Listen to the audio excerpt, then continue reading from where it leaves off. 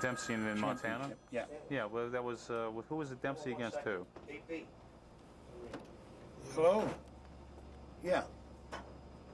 Okay.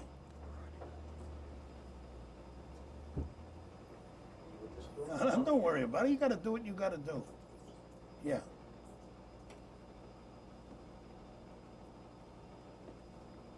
Well, you're not.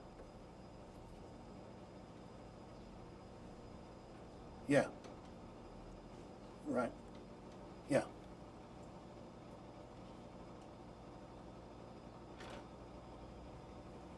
Yeah.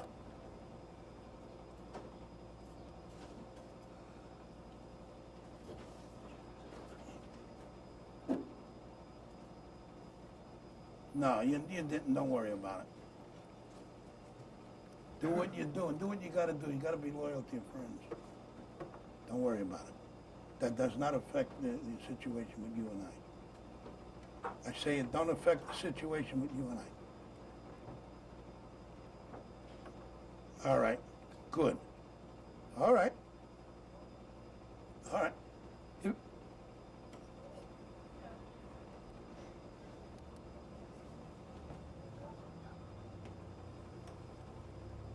Yeah, right. Yeah, I think you should. I think you're obligated to. All right? Yeah. Don't worry about it. You give me a call tomorrow, all right? All right. All right, John. Right, Sheriff. Sheriff Green. So tell me, how important is loyalty in politics? It's everything, the way I feel. That's what I just was telling him. He did something, he thought that it bothered me, which it did. And he wanted to know if there was any way he could straighten it out. And I said, well, so many words. In order to pacify me, he's going to have to go back on his word with someone else. You heard me. I said, do what you got to do, you know. I mean, I wouldn't break my word. No matter how embarrassing it is, I won't break my word. Are there some general rules and things that you have to do to be successful in politics? Well, everybody, I think, has a different set of rules. My rules are, if you give your word, keep it. You know, it's prime reason. Stand up, no matter what the odds are and how you feel, and you're respected for that. A lot of people have other rules. All right, then there's the art of compromise, you know, which always is an important part of politics. I think it's one of the attributes of being successful, to know how to compromise, you know, you give it a little bit, take a little bit. I think you got to be a gracious loser, although I very rarely do I lose. I don't know what kind of loser I would be, but I think that's part of it because there's always tomorrow. I think Nixon proved that, and a lot of other candidates did. You know, you lose today, you win tomorrow, but if you put all your eggs in one basket and you write it off as a disaster, well then, you know, you're defeating your own purpose. What about common sense? You're saying it was kind of common. Well, I think, to me, I call it common sense. I mean, you know, it's common sense not to want to make enemies. It's common sense to make friends. It's common sense to be gracious to people. It's common sense to treat people in the right manner on your way up, because you never know when you're going to meet them on your way down. It's all common sense. It's all part of it. You know, the old-timers say you need three things in politics. You need brains, you need intestinal fortitude, and you need money. Well, I agree with that, but I think you need a little more. I think that's very important. I think your reputation has a lot to do with it. If your credibility is good, then you can enter into the art of bargaining with people. If your credibility is bad, you can't do anything. I'm not going to make a deal with you if your word's no good. You're not going to do anything with me. And I like to think that I have a good reputation in politics, and that's part of my, you know, whatever little success I've had. For somebody that doesn't know anything at all about Philadelphia, I mean, how would you describe politics here? It's an entirely different animal. Philadelphia politics is unlike any I've seen. You know, they tell me the daily would have been a very successful Philadelphia politician. I could believe it, some of the things I've heard, but Philadelphia politics, and especially South Philadelphia politics, has a way of its own. It's unique, it's different. How? We deal in services. The average voter, your next door neighbor, he's concerned, but he's not overly concerned about what you're going to do about foreign matters. He's more concerned, are you going to keep my street clean? Are you going to stop people from breaking into my house? Are you going to get rid of the drug addicts on the street? It's services. You know, I dealt in services all my life. Most of the office holders that now hold office in South Philadelphia deal in services. They're from the old school. I don't honestly believe, no matter how intelligent you are or how much weight you carry in Washington or Harrisburg, if you don't deal in services in your own particular bailiwick, I don't think you can be successful in South Philadelphia. What kind of services are you talking about? Talking about services, people like to know they got somewhere to go to cry, somewhere to go to make complaints, somewhere to go if things aren't the way they should be, as I indicated earlier. Why wasn't the trash picked up Tuesday? I got a traffic ticket and it was unfair and I want at least an honest hearing. Could you take care of my water bill? I'm an invalid, I can't get uptown. You know, that's what I call services. My license is late coming to my house. All these various things. How important is the party then? Is there a machine? Well, that's part of the party. The committeeman is the one they go to, who in turn will go to the ward leader. And we have a service center, which I had you there earlier. We see on an average of 200 to 300 people a week, you know, doing all sorts of things. And if we're successful, it makes the party stronger. I find that most of the old timers, more so than the young generation, still look for those kind of services, where the younger generation is sort of getting away from it. They can do things themselves. But basically, you know, it's the old timer that's... So, in essence, what I'm saying is that gradually the machine politics will be fading away. It's just a question of time. You know, but it still exists, and it probably exists more in South Philadelphia than it does anywhere else. Is that bad or good? I mean, a lot of people, you know, when they think of the machine, they think of, you know, Well, negative things. I think it's good. I get a great delight out of being able to help people. I think it's nice for an old woman, an elderly woman, or an elderly man to be able to go somewhere and get some help rather than cry on deaf ears. I think it's great. You know, that's my style of politics. Of course, I also am aware that the Madison Avenue politics is very important, the television too, the advertisement. But I think they can blend into one another. Today, community groups are a big thing. I'm very, very closely associated with the various community groups because I think they more or less let me know what the pulse is of the people. And I instruct my committee people to get very deeply involved with these various community groups, like the senior citizens and the YWCA, YMCA, you know. What's the structure of the party organization? Structure, well, Yeah. it's the same as always has been.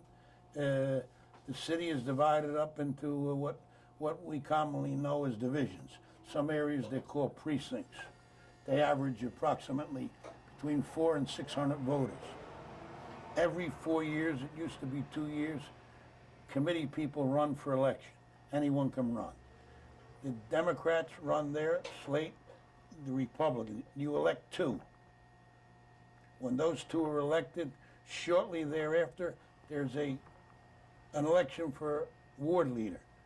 In my particular area, I have 27 divisions, which means 54 committeemen. Those 54 committeemen elect the ward leader. Then shortly thereafter, we meet at city committee, and the 69 ward leaders in the city of Philadelphia pick a city chairman. And that that is the makeup of Democratic City Committee, and the same thing is done with the Republicans. That's a big organization. Well, you say a big organization, there's roughly 1,800 divisions involved, 69 wards, 69 ward leaders. Yeah, it's a big organization, it certainly is.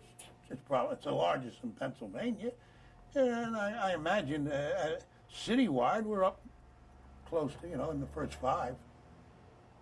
We're definitely in the first five of the ones left with machine politics. I guess Boston, Philadelphia, possibly New York, maybe Los Angeles. I don't know where else. How does that work on election day? I mean, if you're out there, how does the party work on election day? Well, on election day, the city organization, the Democratic organization, and the Republican organization raises money throughout the year through dinners, various contributions from candidates, and in turn the chairman allots so much money to each ward leader, who in turn, and that's what I was doing when you people walked in, on the day prior to election, he gives each committeeman ample amount of money to hire workers so that they can bring out the vote. It's all legal. Every dollar has to be accounted for. For example, if city committee gives us $100 a division, and in my particular case that would be $2,700, I have to account with vouchers and so forth of how that $2,700 was spent. And that's part of the machinery. For example, over here, this is one division, where Stanley's coffee shop is one particular division. The committeeman here will be given X amount of dollars today. He'll be given the ballot that we are supporting. He then in turn will go out maybe and hire 2 or 3 people and give them whatever he thinks they're worth for 3 or 4 hours work. And that's how he gets the people out, because I think the people themselves are losing interest more and more. The vote is lighter every year. A lot of people scream about the situation, but they don't want to vote. They don't exercise their right to vote. They just stay home and they complain. You got to get out there and voice your opinion if you want some say in government. Well, that wasn't the way it was in the old days. Why is that going on now? Well, I think people are disenchanted with politics and with politicians. It's silly, but you hear them say, "Oh, all politicians are thieves," or that. But that isn't so. There's bad eggs in every basket. You have bad eggs in the medical profession. You have it in lawyers, but they just seem to be turned off.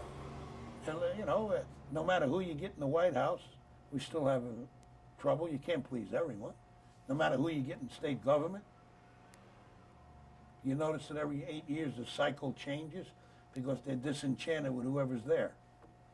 So that all adds up to the present situation where the turnout gets lighter, and it's more incumbent upon the committeeman and the worker to get these people to come out. Why? How valuable is the party endorsement? Can the Democratic... The party endorsement, and I hate to say this because I'm a member of the party, I think becomes less valuable as we go on. A lot of people scorn at the fact that he's party endorsed because they figure he's a backroom hack, or he's going to bow to the politicians. Sometimes the party endorsement is almost an albatross in some cases. But I would take the party endorsement because you have the rank and file people with you. You save a lot of money when it comes to printing ballots because you then are on the ballots that are put out by city committee. It has its advantages and it has its disadvantages. Weighing both sides, I still think you're better off with the party endorsement.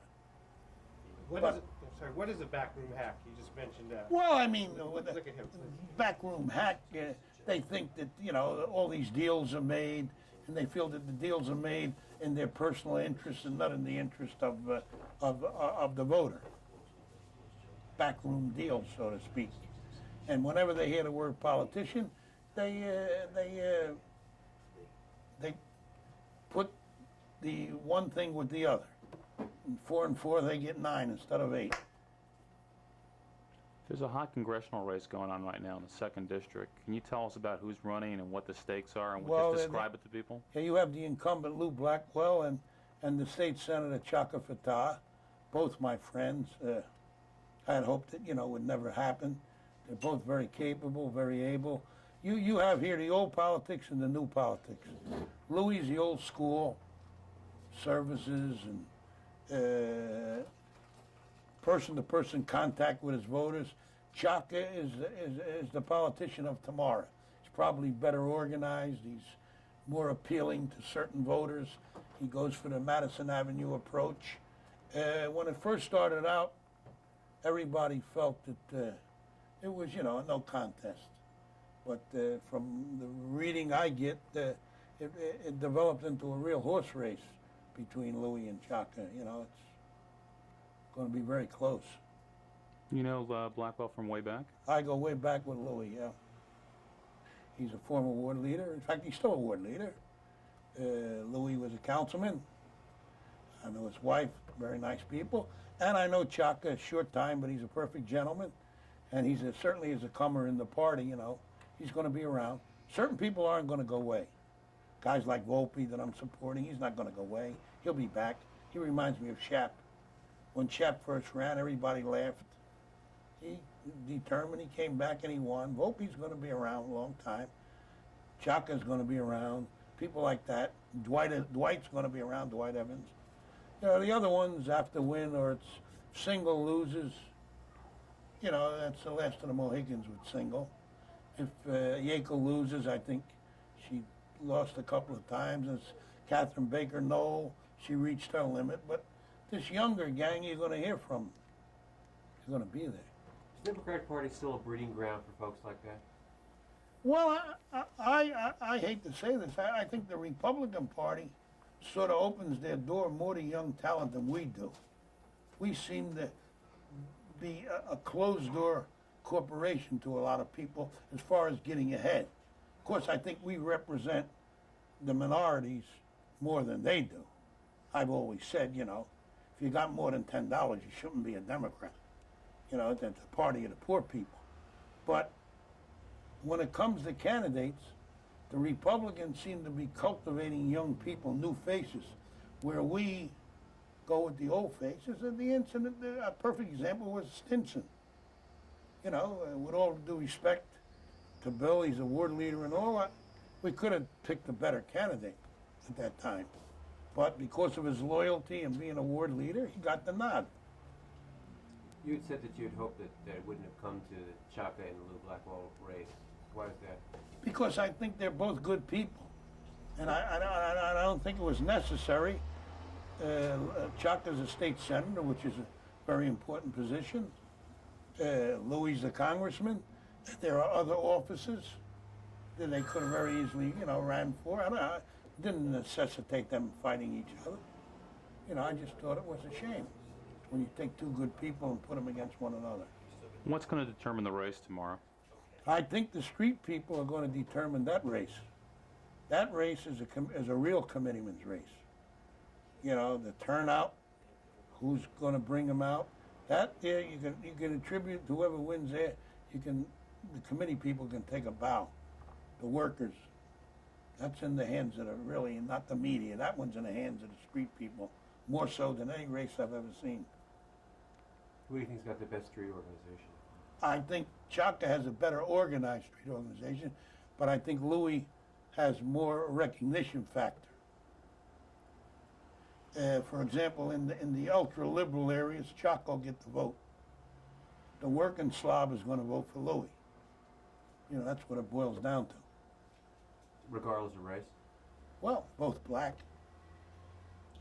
Why is that? Why does one appeal to the working Slav and one appeals to the... Because of their views and their way they do things. You know, Chaka is more oriented towards future plans and building different things. Louis, again, where we go, Louis service oriented. He deals direct with the problem, with the people. What about their personalities? They got different personalities? Different personalities. Louis is a go-getter, a fighter, you know, they're very excitable. With Chaka's cool and he's calm. It's night and day with Louis and Chaka. very interesting to see what's going. For example, in a ward like the 8th Ward in Center City, where you have a lot of affluent people and all, I would think Chaka would get the best of it. If you get up around 52nd and Market, you're in Louis' territory. Now the question is, Okay, you got two candidates here. They're both black candidates. Are politics in the black community different than, let's say, politics in the Italian community in Southside? not a lot different. I do think that the black voter is underestimated. You know, a lot of people took the black voter for granted. The black voter deals in issues, you know, and they want answers. They like to talk to their candidates. They like to quiz them. They like to screen them. I think they're becoming more a sophisticated voter than some of the white voters. They, you know, they get to the bottom of things. Like, for example, in this Chaka Louis race, the black ministers are playing a very important role in this. They're, you know, endorsing one, and another congregation is endorsing the other, and they're calling upon them more so than some of our people do. I say our people, the white sector does, to have debates and to find out what you stand for and what he stands for. A lot of people are telling us on election day things are going to get pretty passionate. What are we going to see on the streets, let's say in West Philly? I think if they go, I think two areas they may get a little passionate. I think the race with Fatah and Blackwell, and I think the race with Tartaglione and Rice. You could find, you know, they're going to be hotbeds. They're going to be a very important race. I'm also involved in a race of a little minor significance, but very important too. A young gentleman that was one of my committeemen is challenging the incumbent for state representative. Eddie Nesbitt's challenging Harold James, and that's going to be very interesting. I'm a little confident that I think that we're going to have a surprise here. When Nesbitt, you know, going to probably upset him. Well, how passionate does it get on the street on election day? I mean, can you find fistfights? Will people? Oh, on occasion. Yeah, that happens occasionally. It's nothing unusual for that to happen. The fight is that bitter, you know, it could very well erupt into a fight. You know, but the main thing is they seem to kiss and make up immediately when the polls close, which is very important too.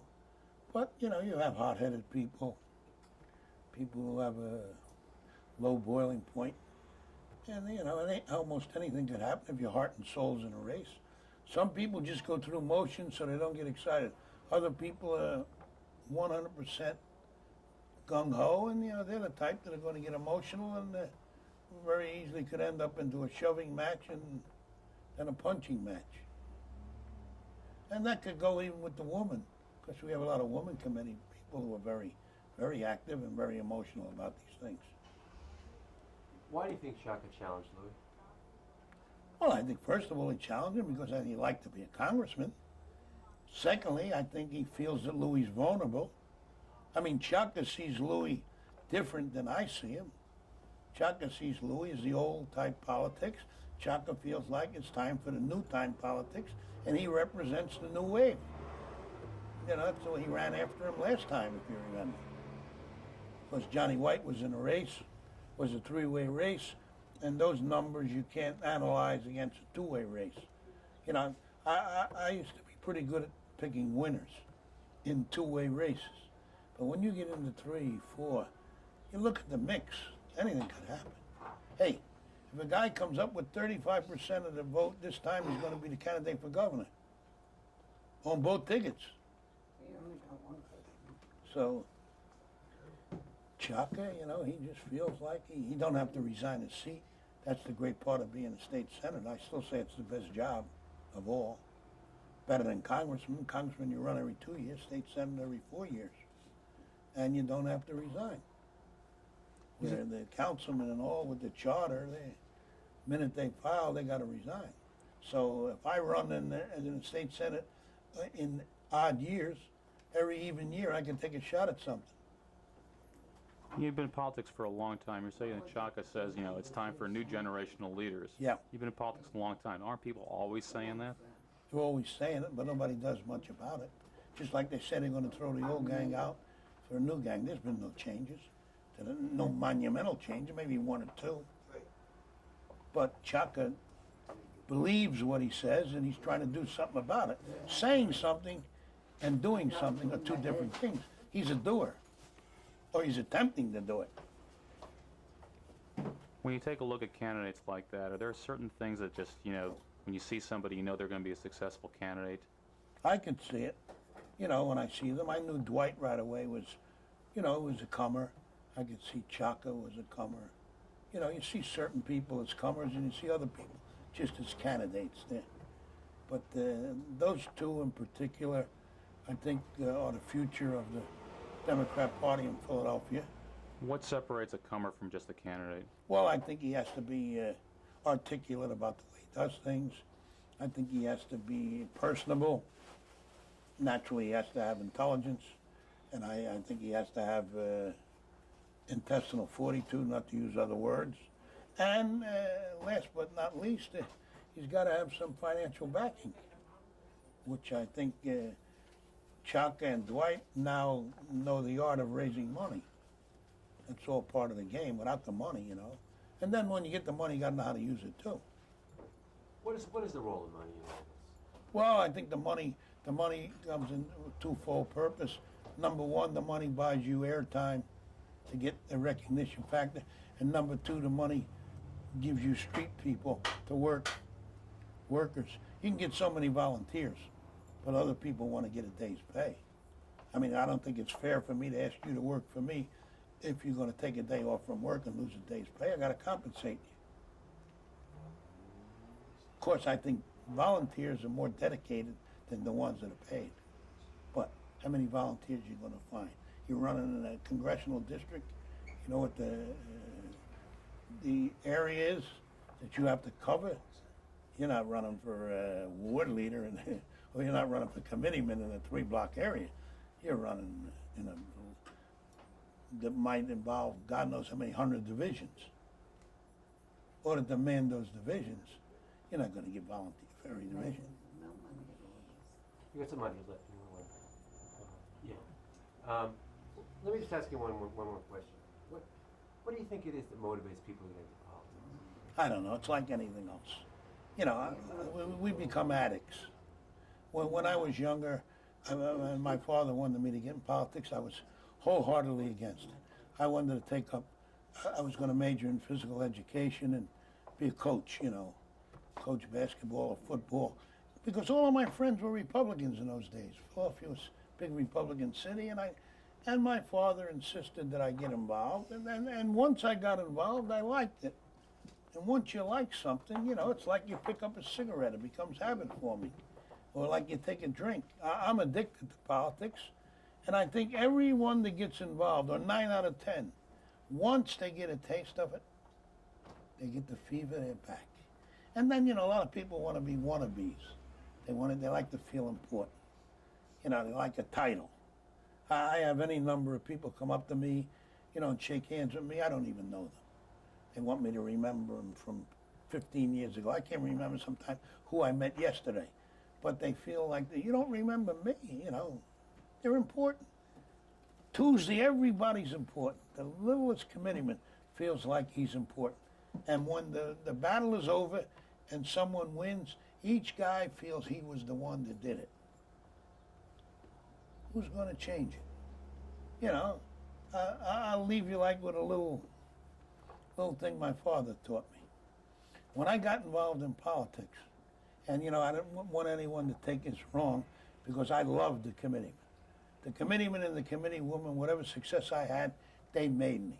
But I always tell this joke because it's funny. When I got involved in politics, the committeeman and the committee woman never let me rest for 1 minute. They would call me morning, noon, and night. And I went back to my father and I said to him, what did you do to me? With these people. I said, they're like morons. He said, if they weren't morons, you wouldn't be the leader. So, you got to be at the right place at the right time. There's a lot of talent out there. Some guys can't get a break. Then you have other people who are on top who don't deserve to be there. But, hey, what they call it, the democratic process, the people vote, they say. Whether you buy the vote, whether you intimidate the vote, That's the standards we gotta live by. They're the standards we gotta go by, and I don't know, 20 years from now, I won't be around. It'll be a whole new different ballgame, I guess. Who knows, maybe they won't even have committeemen then. They'll have electronic voting devices in your house. And I do think that that tube, which is the greatest thing that ever happened, is the best educator for the voter. Especially the people who can't get out and get around. I think they gotta rely on that. And as long as they're biased and they call it the way it is, I think it's great. You think people know more about candidates now? I think they should. Let them right. Should know everything possible about a candidate. Because the old days, it wasn't like that. It was like you voted for whoever was up there, right? Different ballgame. Different ballgame. The old days, you couldn't find any Democrats. Now it's pretty hard to find Republicans in the big cities. Philadelphia, 62 years reigned for the Republicans before we came in with the renaissance of Dilworth and Clark. Now we've been there, what, 45 years? Yeah. I don't know. Other cities seem to change. We don't change. State is a swing state, but city, Democrat controlled, you know. And I'm happy because I know them. I think they're trying a good job. The mayor's doing a good job. You know, we're doing the best we can. Nobody's going to perform any miracles. Nobody has the cure to all ills. That's another thing I don't like about candidates. People that got all the answers. You don't have all the answers. It's like these guys that are going to run for office. They think they're going to go to Harrisburg and set the world on fire, or they're going to go to Washington. You got to get seniority. You got to accumulate a little statue first. They get up there and they promise the moon to people. So, when you put it all together, people get what they deserve. Either they don't want to vote, then they're going to get what's the worst thing for them, or they're conned into believing some of these fairy tales. You make your own bed. Nobody tells you what to do. You got the right to vote, exercise it. Or if not, then keep quiet, don't criticize. I mean, that's the way I feel.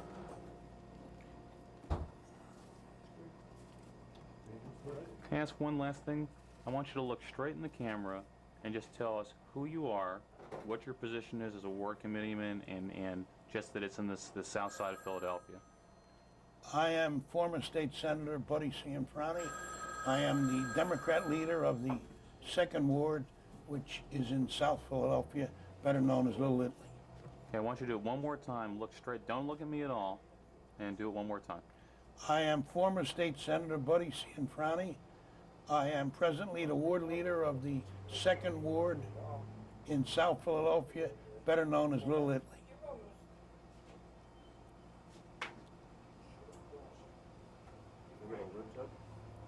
Yep, be quiet.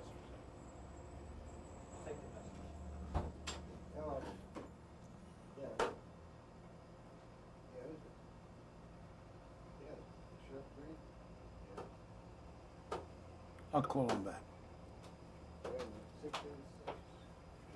That was fantastic. Thank you very much. Can we get a card from you, or switch cards? Because we Yeah, want to let you know sure. when this is going to be on. Sure. Take the microphone off. Sure. Do you want to get a master shot if I'm just sitting here?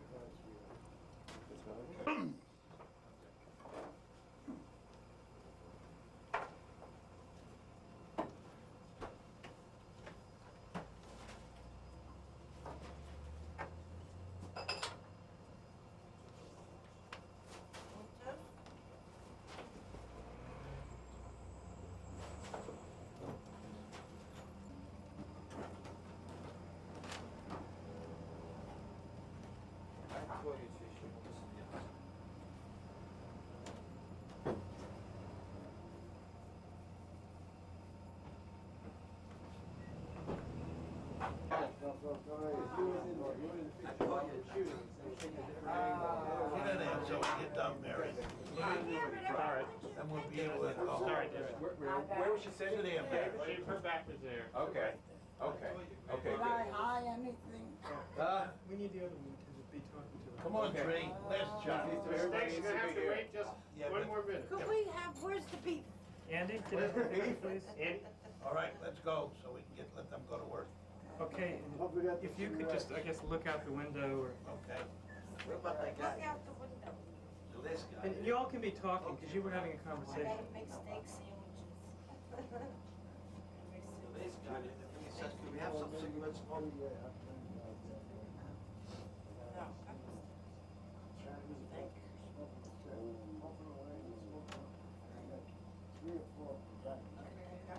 Thank Wine at the table. Danny Trey goes to see the movies. I'd rather be in pictures.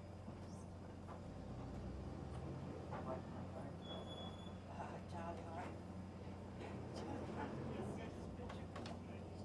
Oh, Oh, God.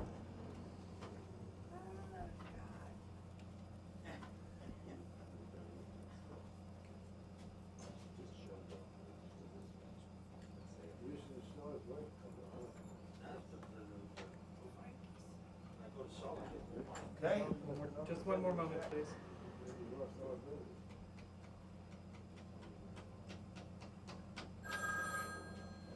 Stanley? Yeah. Hold on a second. Come on, boys. Beep, beep, pick that phone up.